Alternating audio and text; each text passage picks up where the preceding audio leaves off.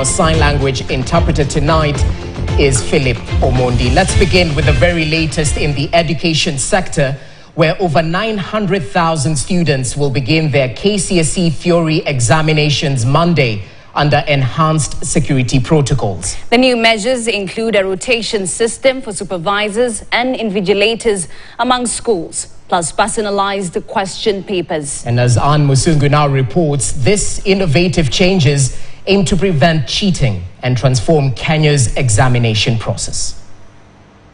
The 2024 KCSE theory exams will start on Monday, kicking off with English functional skill and chemistry papers. More than 900 students in 10,755 exam centers nationwide are set to take part in this month-long examination period, which will wrap up on November 22nd.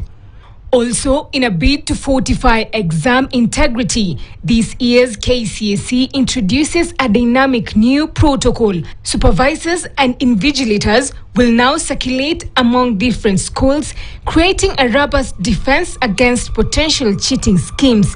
The examinations will also see introduction of personalized question papers with names and index details of the student printed on them. The new measures will also include strict phone bans, conflict of interest checks, and increased examinations collection centers. Particular time when the examination is on, mobile phones will not be allowed. Question papers have been personalized for every candidate. It will help us to anonymize the answer scripts during marking. The Education Cabinet Secretary Migos Ogamba emphasized that to combat exam irregularities, all malpractices will be strictly punished, aiming to deter cheating and ensure the integrity of the examination process.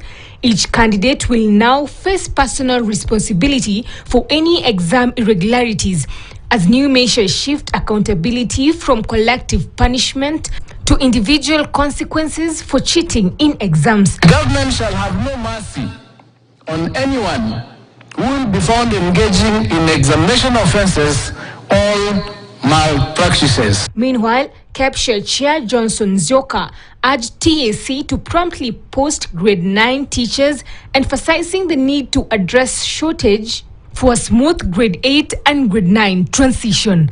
We do not want January to come and we are talking about shortage of the teachers or teachers to teach grade 9.